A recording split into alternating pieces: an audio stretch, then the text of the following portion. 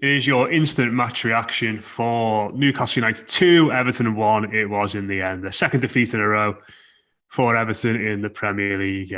Just a weird football match full of weird decisions from everyone involved in a blue shirt, really. Dave Downey will be joining us shortly. On now with us, Mark Mosey and Rob Vera. We'll be giving you, if you're watching this on YouTube Live as well, we were giving you updates from the FA Cup final, which Everton women and Manchester City women are currently playing. It's 1-1. Everton just missed a great chance to go 2-1 up. So we'll keep you informed on that game as well, so don't worry. But on to the lads first and foremost. Mose, I'll come to you. Just like I said, just peculiar, just a really peculiar football match. And sat there on 90 minutes thinking this has been dreadful. And by the end of it, I'm thinking, God, we can get something back into this. And then I think it probably... I don't think a draw would have been an unfair result by any means, but I certainly don't think Everton deserved to win that game. They didn't do enough to win that game at all. No, we didn't deserve anything. And do you know what? It's hard. If you're missing your three best players, any Premier League team struggles, and I get that. But so many decisions, primarily by the manager today, starting 11, every single substitution. Tactically, I can't really comment on what Everton were trying to do tactically going forward, because if there was a plan, I am still yet to find it. But purely from a personnel point of view today, I thought it was baffling. To reflect on this game and to go back and look at who started and who came on, and to see an Everton side at this stage of our development now that is still pinning some form of hope on people like Fabian Delph, Alex Iwobi, Ching Tosin to a lesser degree. I mean, it was like we were getting the band back together at the end of the game today. It was just everything that we said about this not being a false dawn. And as much as we're not going to write off the start of the season that we've had, it's alarming how close the old Everton is to the dream that we've lived for the last 6 or 7 weeks. If you take away key players that are instrumental to how this thing functions, then we are very quickly looking very basic again. And I think that's the epitome of what Everton's performance was today. It was basic. It was lifeless. There was no penetration going forward. And as you rightly said during the match, Matt, in conversation with myself, that if Everton go 1-0 down in this game, we were finished. And that was absolutely the case. Rob, your thoughts, mate? Oh, man, where to start? Look, I think we've all said before that we live in a world where Carlo Ancelotti is our manager, and that is overwhelmingly a good thing, an incredibly transformative thing for this club and for our prospects in the future. Today was just so full of interesting decisions, as Mark said, from the beginning, whether it's the starting 11, the substitutions. I almost felt like when I saw that starting 11, and we heard rumors about it last night, that it almost was like it was almost like Ancelotti's like, look, I'm missing my three best players. I don't have a ton of flexibility here. I'm going to rest Pickford. I'm going to not play wing players. I'm going to, just kind of go with this unorthodox thing and just kind of see what happens. Maybe go for what essentially happened in the first half, which is just kind of, keep it at 0-0 and hope that we can get the first goal or nick something, hold on for a draw. I'm trying to be charitable in my estimation of what the idea was here. But, as Mark said, we were missing all of our most important contributors. We had no wing players today, which you can almost say, all right, well, we can play a 4-5-1 or something like that if you've got your regular fullbacks. But when you're starting a complete non-factor like John Joe Kenny, who's still just, I can't. When I'm asked about John Joe Kenny's career someday, I'm going to have trouble recalling anything distinct about him. I don't know what he has ever really done. In Cuckoo, I love his prospective talent, but he just turned 20 years old. He's got a long way to go. And then you're asking Andre Gomes and to play further forward, and Gylfi Sigurdsson once again is every time he starts a game, he completely underwhelms and is just a complete non-contributor. So there's just so many things already going against them today. And then you get the penalty, and it almost writes itself. We go down 1, then we have to sort of start pressing for an equalizer. We get caught on the break when we are now playing, let me check my notes, Abdoulaye Doucouré at right back and Fabian Delph at left back. I mean, you could see the second goal was coming. You could see it. And it's just, it kind of worked out the script. I think that everyone will, if you're going to make this about Anthony Gordon not playing and say that that's the reason this happened, I mean, I think that's an oversimplification. There were a lot of curious decisions, though I think the Gordon one is worth examining. But the bottom line, and we talked about this extensively, is Everton are just not at that stage where once you get past their preferred starting 11, that they are the type of side that has enough quality in depth to be able to overcome that. That is the next stage of the evolution of this thing. I mean, the fact that we have a starting 11 that we think is really competitive is the takeaway from these first, couple months of the season. But I think we're getting a hard lesson right now in just how porous the depth is when you're relying on these types of players to try to rescue us. And it's just really not feasible at this point. Yeah, Dave does join us now as well. Welcome to the show, mate. Your general thoughts on that today? Listening to the lads there, I think we have to stop dancing around it and say Carlo Ancelotti got this massively wrong today. As much as we love him, I shouldn't have to sit here and say all of this, to be honest with you, but I feel as if a lot of people who support our club feel as if that he's untouchable and he can't make mistakes. He certainly can, and he made a few today. Namely the positional sense of the side. I feel as if I was watching a game where I didn't know where some people were playing. They looked as if they didn't know what they were doing as well. Carlo Ancelotti's not infallible, we need to say that. And sort of making excuses for the quality of the players he's got at his disposal only goes so far here. I've no idea what the identity of the team was today. That's both to do with the personnel on the pitch and his team selection as well.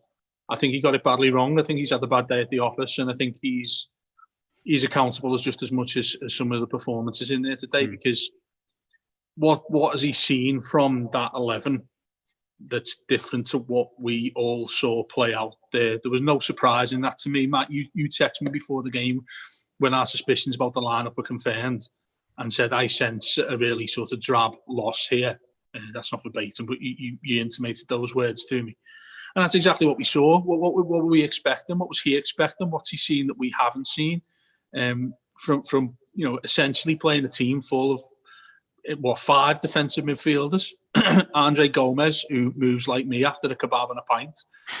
There's players in there that we know are surplus to requirements here, but I didn't feel as if that lineup needed to be as defensive, nonchalant, negative, whatever word you want to use, as it was today, because we still have players there that could affect the game. Gordon, Bernard, Iwobi. Iwobi comes on, sets up a goal.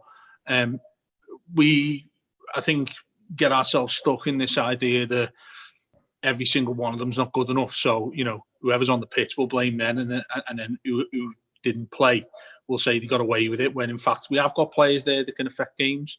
You've got players there that need to put pressure on ones that have shown to be much better than them so far this season. That's on the players. But as far as the game plan, the way we set up, I have no idea what was going on. And it's no big deal. This isn't, and I totally expect a few people in the comments to start talking about, well, Carlo knows better than you, Dave. Absolutely, he does know better than me. But I'm an Everton fan talking about the performance that I've seen, and I don't think was anywhere near doing ourselves justice, even with the personnel we had absent today. I felt Newcastle weren't great. Yet, in crucial moments, we were able to make them look so, and they looked efficient when they played on the counter attack as we expected. We spoke about that in the show yesterday, Matt. The overwhelming thing for me is it's just so predictable. It felt like last season all over again.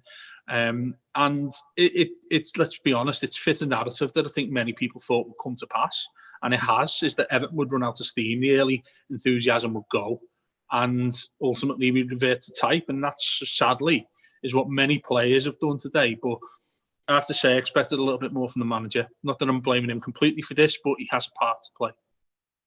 Yeah, I think that's fair enough. There's people agreeing with you in the comments there as well, Dave. Sorry, Mose, were you going to make a point there, mate? I was just going to say it's finding that you accept what Carlo Ancelotti is doing in finding, and it's quite a positive attitude to have, to find he's using it as an opportunity to experiment when the chips are down and when there's a few players out, and that is the point where you do try something new. I think we were reckless in terms of our flexibility and in terms of our experimentation today. There's a point where, yes, you can try someone else in a different formation, or you can try something slightly different to the norm. But when you totally throw all known game plans out the window, that's where you get performances today where everyone, as soon as one thing goes wrong, which the penalty and obviously the goal was, it all looks very, very messy. And I think you're right in that he's totally got it wrong today. I think on paper, you probably look at today's game as an opportunity for people like Gordon on a big pitch to come in and stretch what is a mediocre Premier League team. I mean, we're not talking about going away to Spurs again without our three best players and trying to grind out a result. If you write those 11s down purely in terms of personnel today, you still say that Everton are in a decent opportunity of getting some form of result. And it did just look as though it was all experimentation for its own sake. There didn't seem to be any form of intelligence about the changes that we've made, any form of game plan. I think if you do go totally off keys with your formation and your personnel, there has to be a defined identity to how you go into play. If you go and totally mix it up and put five at the back and play wing backs, then get the ball wide early and see what we can get in terms of delivery. But putting five midfielders into the centre, what was the plan? To go very narrow and very penetrative and try and play those through balls into Calvert-Lewin? We saw absolutely none of that. And 90 minutes later, I'm none the wiser in terms of what the game plan was. And the thing I keep coming back to is I look at what I would hope to get out of a game like this today, given all the players we had missing. And that would have been, hey, I would have taken a draw. And to me, seeing what I've just seen, I feel like you start Gordon or Bernard on the left and Iwobi on the right just to begin the game and keep your normal formation, and you probably I think you can get a draw out of this game. I think that's the part it's a little frustrating. I don't really mind necessarily experimentation a bit, but when it's so dramatic, given the circumstances, again, if Dean and Coleman are available, I think you have a better case for saying, all right, we're going to let them kind of bomb down the sides, and then you have this more narrow width to the rest of your midfield. But then I would argue too that of all these central midfielders you deployed, none of them appeared to have been good enough to be able to create some of those key passes into the box. I mean, the idea of Gylfi Sigurdsson is that, but the reality of Gylfi Sigurdsson is not that. I think he stays on the pitch because he takes set pieces and not very well. And then I think I look at someone like Bernard or Iwobi or Gordon and think, if even one of them had been in the starting 11 today, that maybe that makes more of a difference. But, Dave's right. Like Carlo's been our manager long enough. He's part of the family. We're all friends here, right? We can just call, we're not afraid to say the players, no one is afraid to throw fire at a player. So it's perfectly reasonable to say that this was not his day. This was not, if it had come off and Carlo Ancelotti's a genius, it didn't come off, he had a bad day, and that's pretty much that. Just onto the major events in the game then, really. Dave, I'll come to you on this. I mean, the penalty, I think, is really soft, but one of them, when it's given, it's sort of like it's not going to be overturned, so it was a surprise. But it did it did feel like a moment indicative of Andre Gomes' performances overall, really, and certainly in the last couple of games where he's just been very leggy, very languid, and when he's playing well, that's something we all sort of laud and say, he's cool as anything, just strutting around midfield, passing the ball, shrugging people off. But today in particular, there was that moment in the first half when Almiron, who's, can shift, but he's not blisteringly quick, just ran round the outside of him like he wasn't there. And all of a sudden, he looks like a footballer that you've got to make massive allowances for when he's on the pitch at the moment, because he can't seem to run. can't really seem to get forward either. And he's just a fella who occasionally does nice things on the ball in midfield and doesn't really win his battles anymore. And that moment, while like I said, while I think it was soft, it was just very. I thought it summed up his performances as a whole recently really well. He's a liability and he shouldn't be in the team. Simple as that, really. I feel as if he's a passenger. I feel as if there's an idea that Andre Gomes that everyone likes that we haven't really seen for, best part of 18 months, perhaps. And that's not with the injury. The injury clouds the issue in many ways, doesn't it? Because I think everybody can make that excuse for him. If he looks a little bit leggy, if he doesn't look fully fit, it's like, oh yeah, okay. So around a year ago, he had his ankle snapped in half by Heung-min Son. I think it's very, very simplistic and quite lazy to say that now. I think if he's getting adequate game time, which he is, he's a starter for Everton under Carlo Ancelotti when he is fit or deemed fit, then he needs to be held up to the same scrutiny as everybody else. And he's simply lagging behind. And today he was lagging behind and hooked off a team that was substandard anyway. So it shows you how far away he is from the boil right now. I would also be inclined to take him out of the side, / the squad for the time being. Again, I'm not too sure what he's showing in training, but it must be a hell of a lot different to what we see on a match day. Simply because he didn't look like a Premier League player to me today. He was rightly substituted. And look, I have all the sympathy in the world for him. The injury, everything that goes with it. But I think we're at a stage with him in particular. We need to stop making excuses now. If he's getting picked, then he has to perform that. He has to be in that sort of bracket along with the other midfielders who've done well for us so far this season. And he simply hasn't been. He's been a genuine liability. In the derby, we said the same. When we've seen him at various points this season. But ask yourself, take the injury out your mind for a moment and perhaps your feelings towards Andre Gomes as a person and the incredible man that he is. We take that aside and just discuss his football acumen for a minute. And he hasn't played well for Everton for a very, very long time in any consistent level. I know people will point out when he came back and that substitute appearance against Arsenal and he was fantastic away from home. You can put that down to pure adrenaline, I think, when you come back like that. We've seen the same when Seamus Coleman made his epic return against Leicester that evening. There are reasons why these things happen, but that seems to be the exception to the rule, sadly. And the rule seems to be with him that he's not quick enough at all. He's not mobile enough. I don't think his passing game's been great either, to be honest. I'm not sure what he adds to this side other than an extra body and one that we have to carry throughout moments of the game. I feel as if the lack of pace in the side doesn't help him in particular either. I feel as if that type of player in your team works well when he's at the base of a side that can move forward quickly. Today, we didn't have that. We don't really have that unless Richarlison's playing, and perhaps you put Gordon in there, or somebody who's quick. Dom playing his central role now isn't that guy anymore that you can rely on to come and collect the ball or drive or make him run from deep. He has to be in the middle now, and that's sort of the parameters we have to work within at the moment. With Dom, has to be that central striker. Today, he was coming deep and collecting the ball, doing things that we didn't want to see because he has to be the focal point of this attack. Players like Andre Gomes don't fit well with that. He needs legs around him, and at the moment, if you're going to play him, you need somebody to hold his hand right now. It's sad to say, but I think today we have to.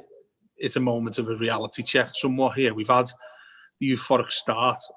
Now we're starting to see the Everton that we know is in there, the Everton beneath the mask and the facade that we've put on that with a top-class side so far this season. We might well still be that top-class side because we have got that personnel missing. But there are a lot of players in there that we're still carrying as passengers. And look, we've asked that question a lot this season, haven't we? Are these players who will not get in the starting lineup if everybody's fit adequate enough to come in? Today was an emphatic no. Yeah, I think you said it, Mose, at the start. Sort of was a bit of a reminder that the last season's Everton isn't that far away in that regard, and that is frustrating. But I suppose that the manager said it himself, didn't it, in the summer, that it's going to be evolution, not revolution. This, and we only signed like 3 bona fide first team players really in the summer, and perhaps it's while we've all been swept up in the early weeks of it. Maybe Dave's right. There's a bit of a reality check there, and what you said there, that the large portion of this group of players were, key, and Everton finished 12th last season in the Premier League.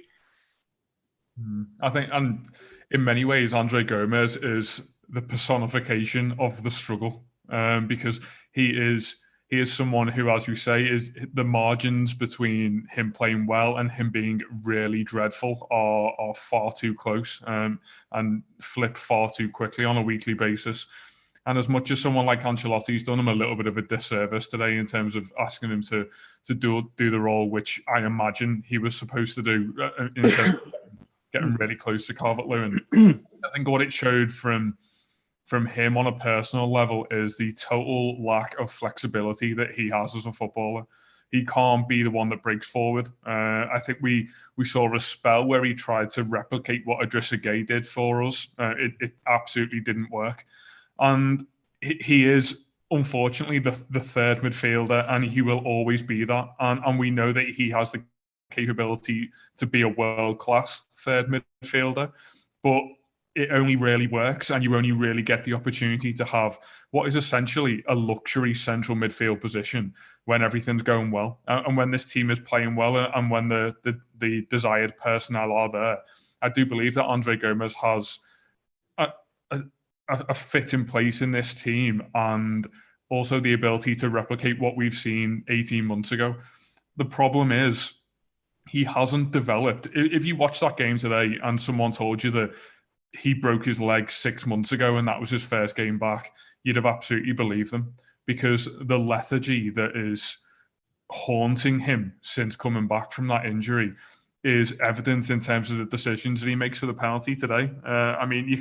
It looks soft in real time, but as you say, Matt, they are penalties. It was a total moment of falling asleep and not attacking the ball and letting Callum Wilson get across the line of him. It's the epiphany of a footballer who is just totally off the pace at the moment, be that on or off the ball.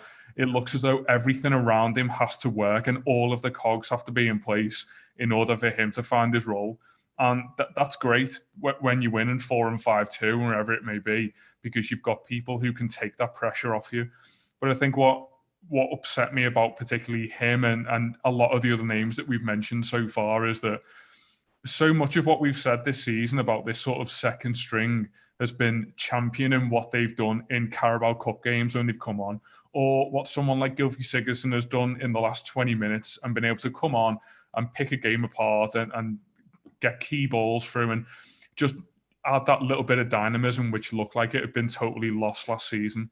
And within the space of 2 or 3 games, those experienced players who were falsely starting to show us the change and the development that they've made, they've reverted back to that basic level so quickly. And I think it takes so long to develop these players in order to see the progress that we saw over the first 6 games. But it takes 90 minutes to strip that all away.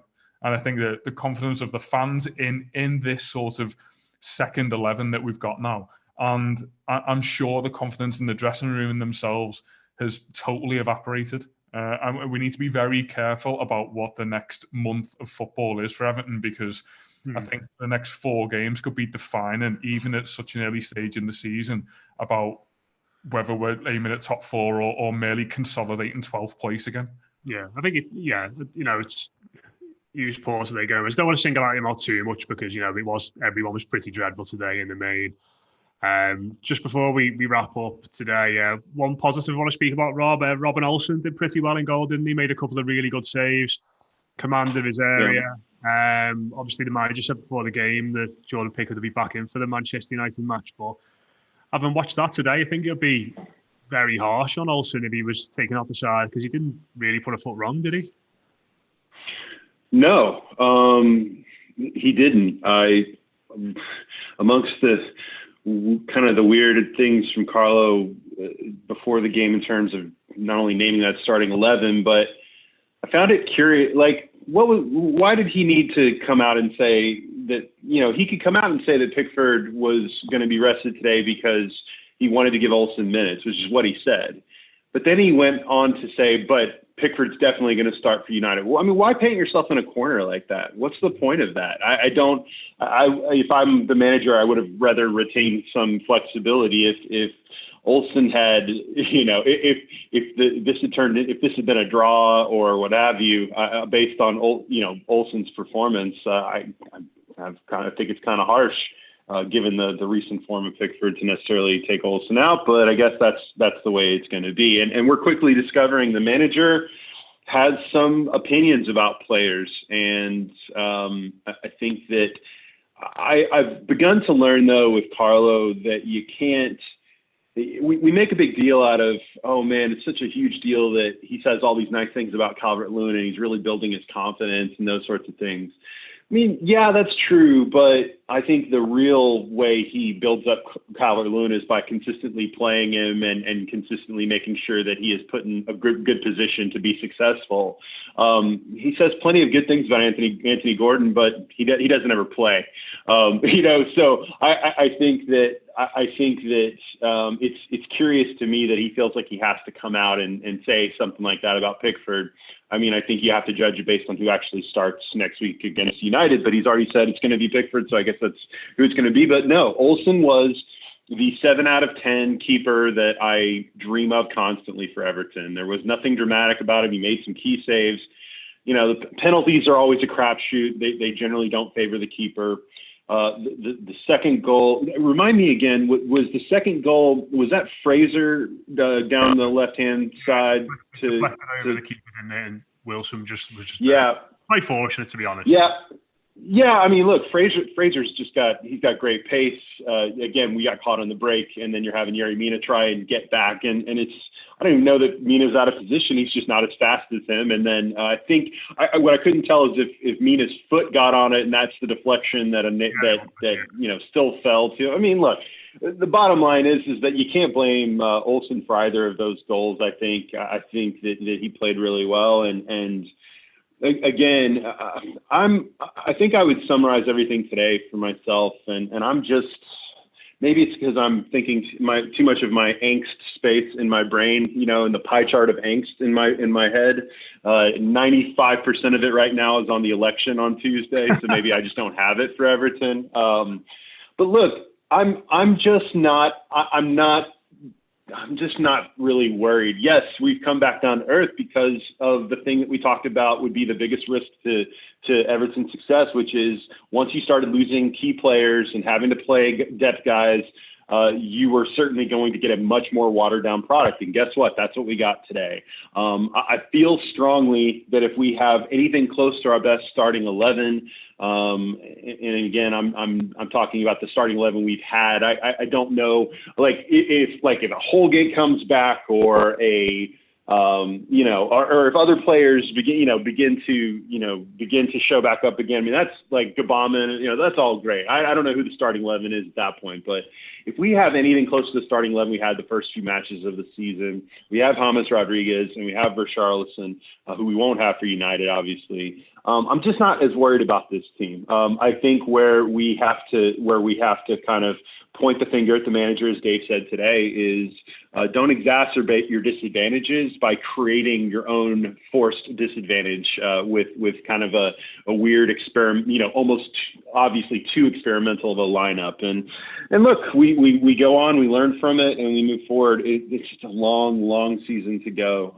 It's good, by the way, that we banked all those points early because it enables us to maybe ride kind of a poor stretch like this. So let's keep. I'm trying to keep positive in this and think that we've got a good chance if James Rodriguez is back. But again, this is a game that just is a huge testament to just how important our best players are, which is such an obvious statement. But I would go a step further and say that we had Richarlison and Dean for a lot of those games last season when we were bad. I think James Rodriguez is so almost too critical to this thing, if that's a way of saying it. Like his importance is almost overweighted, and that is either a problem or a great problem to have if you've got him. But that's kind of where we are as a club right now, and I think that's where we have to kind of build on from here, and we move forward. But I'm not that worried. If we were getting this performance from our regular starting 11, I'd be a little more concerned. But I'm just not ready to start panicking just yet.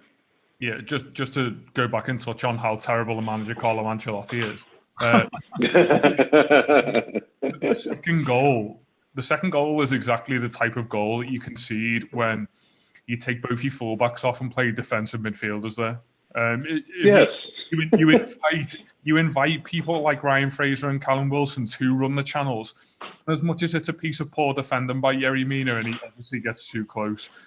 I think the frustration now, looking back at that goal, is we managed to nick one late on. And if you're just a little bit more sensible and pragmatic about how you manage the last 15 or 20 minutes of the game, then it seemed as though we were throwing everything recklessly at it. But as we've already said, there was just no plan about it.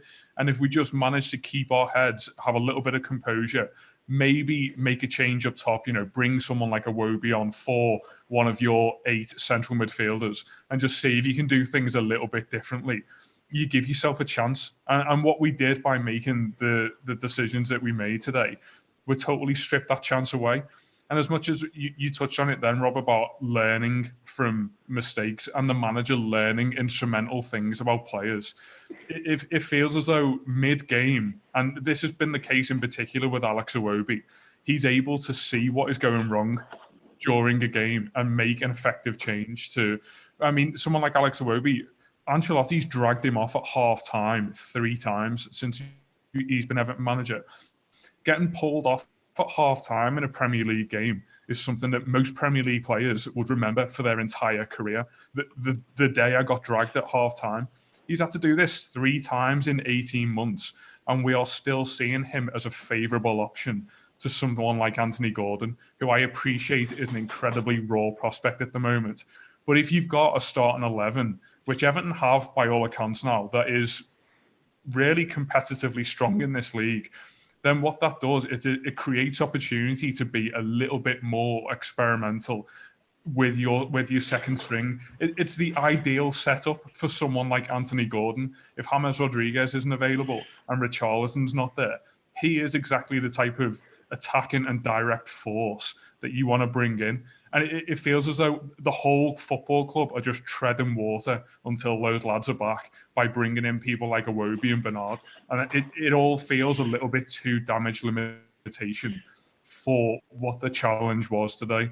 And I think we've kind of laid down at the feet of a team who are really not going to achieve anything this season. And that is absolutely no downer on Newcastle United, but Everton should not be going there with fear, and I feel like there was a tangible sense of that today. Yeah, Mark. The only thing I would add to that, and I want to say this about Anthony Gordon because I think we'd be remiss if we didn't address this because this is what everyone is talking about. I like Anthony Gordon. I think he has clearly got some great raw ability. I feel like this is in some ways becoming an Adamola Lookman redux all over again. Where there's a reason the manager's not playing him. I don't know what it is right now, et cetera, et cetera. But I would also argue that let's not. I think Gordon's legend grows the more he doesn't play. That must be nice. But that's part of what we do is we fill in, and Dave alluded to this before. We fill in, value to players who don't play when the others 11 play badly. Secondly, I mean, look, you're right about Iwobi, but if I brought Gordon on today, I would have wanted to, if he's not going to start, I'd want him to come in and provide an assist. I mean, Iwobi did that today. I don't think that Gordon was necessarily the answer to all of the problems today. But I would also say too that if your argument is that, man, he's looked really good in these League Cup games and therefore, we've just got to get him into these Premier League games. Like, I think the legend of Nkuku certainly came crashing down to earth a bit, today. And I think that there's a big step up when we're talking about going to Premier League games too. I'm not saying Gordon doesn't have it in him. I personally would like to see him play, but I'm also telling you that it's not really about how I feel or how any of us feel. It's about for whatever reason, the manager not wanting to put him in. But the bottom line is that it wasn't about the subs, even though those weren't great today. And they did lead to what Mark talked about at the end in terms of, having midfielders play fullback and so on and so forth. But it was about the starting 11. It should have been Bernard, Iwobi, or Gordon, or two of those three playing in the starting 11. And I think you have maybe a draw today. But I think if you're going to simplify a game like this in Everton's circumstances that we find ourselves in presently, all down to Anthony Gordon not playing, then I think you're doing yourself, that's intellectually dishonest. I think that's an oversimplification of the issues that Everton currently face. Yeah, that's fair enough. Dave, final word to you, mate, before we wrap up. Going to be a lot of negativity around again this week. United at home coming up next. How are you feeling about it all? Do you sort of share what Mark and Rob have alluded to there, that it still feels like we're on the right track here? I have a little bit more concern, to be honest, than both the lads there.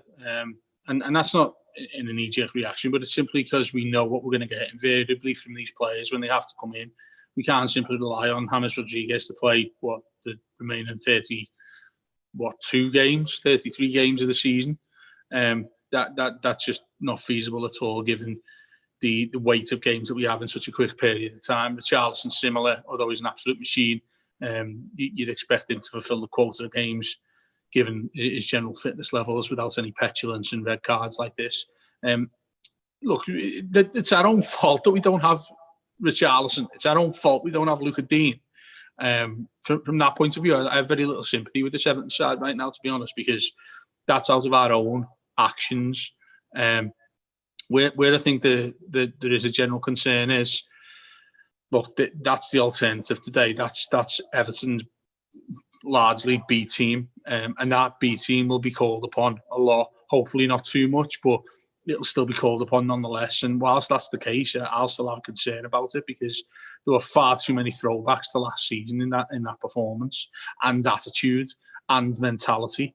That Everton in the two games gone, I think the pretty damning thing to me is the two games that we've had so far, where Everton have been top of the league going into the games. We haven't played like a side that's anywhere near the top of the league. We haven't approached the game anywhere near like a side that's top of the league. Southampton and Newcastle, let's face it, both of those games we've started out like a side that is hoping to pick up 3 points, not with an arrogance and an attitude and an assertiveness about them that says we're here to take 3 points. And that's what's going to happen here. There hasn't been enough of a swagger about Everton, I've felt, in the two losses that we've had recently when we've been top of the league.